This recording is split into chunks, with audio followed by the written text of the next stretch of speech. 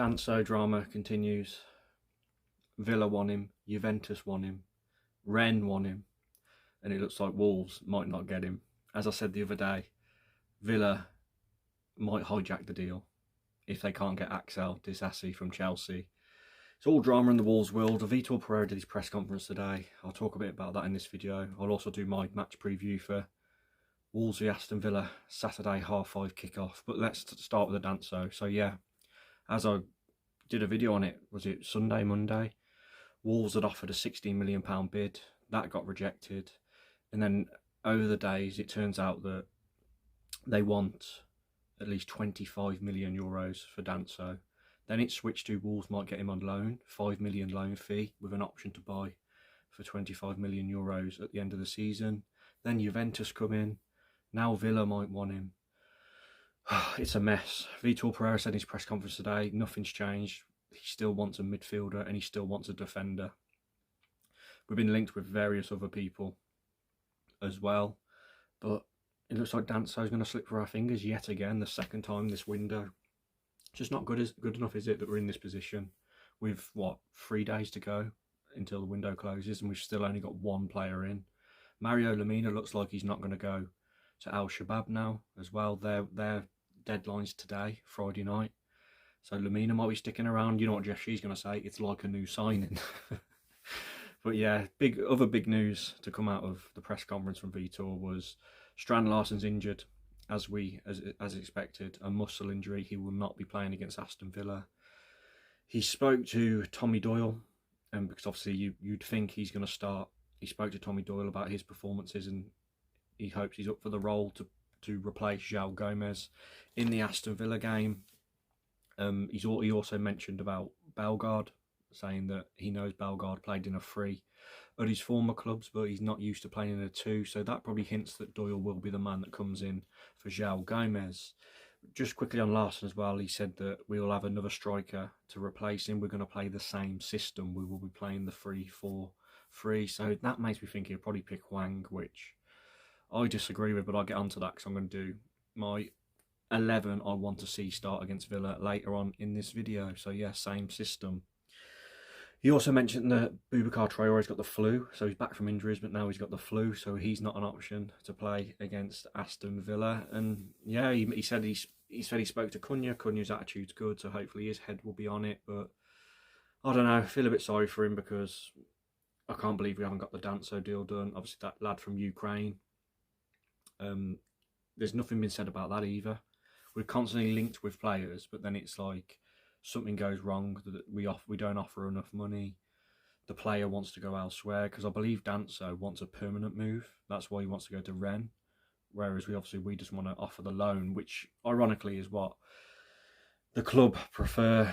At Lens, they want a loan because they like that idea, because he could boost his profile and boost his fee if he has a good half of the season with us. But we're in a mess. Still nothing. Just another little bit of news on outgoing. Luke Cundle has joined Millwall for £1 million plus add-ons. Oh no! Anyway. So yeah, that's it. Poor window. Really poor window. But Vitor seems very upbeat in his press conference. He said he loves the derby. He knows how important they are, and he knows that the Wolves fans will be behind the team, hopefully. And Villa are there for the taking, aren't they? Let's be honest. They played against Celtic in the week, winning 4-2. They'll probably be a bit knackered. They've had all the controversy of Watkins, the Arsenal bid. Is it Duran? He's going to Saudi by the looks of it. So they've got a bit of unrest as well. And obviously they're trying to bring defenders in themselves. So we're playing them at a good time.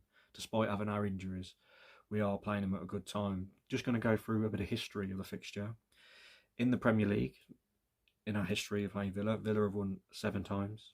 We've drew with them 6 times. And Wolves have won 6 times in our head-to-head in Premier League history. Villa have only beat us once at Molineux in the last 5 games, and that was on the 12th of December 2020, a 1-0 behind closed doors. I believe it was a penalty that day that got them the victory.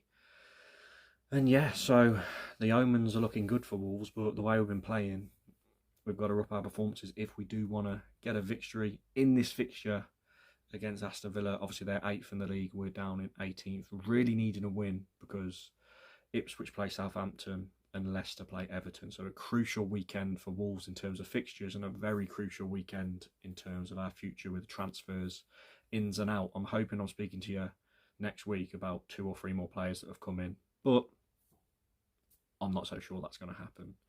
So just before I go, I'm going to give my predicted 11.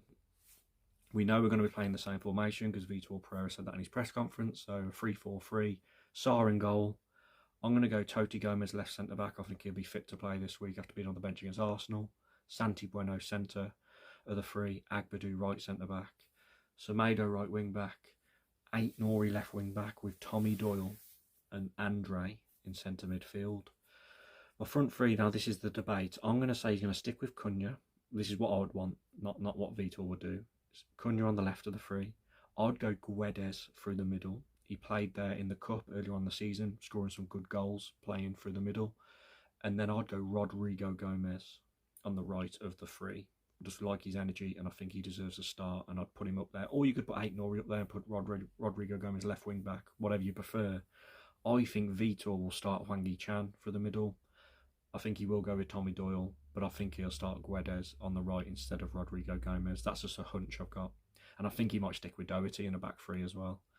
But we'll see. That's the team I want him to do, not what I think he'll do. And yeah, I'll end with a score prediction. My head says 2-1 Villa. I said that on the Wolves 77 Club podcast, but my heart, you know what? I'm going to go 3-1 Wolves with my heart. Come on, boys. Huge game. If Molineux can get behind the boys, why not? Like I said, they're in a bit of unrest, and we hopefully have got to be up for it. That's the big question. Are the players up for it? Because a lot of them have been passengers lately, let's be honest.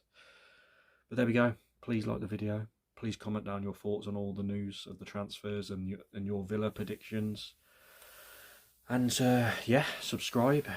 As I say, hit 7,000 the other day. Real big thanks for that. And I'll catch you after the Villa game. And hopefully it's a good one. Cheers for watching, everyone. Catch you next video.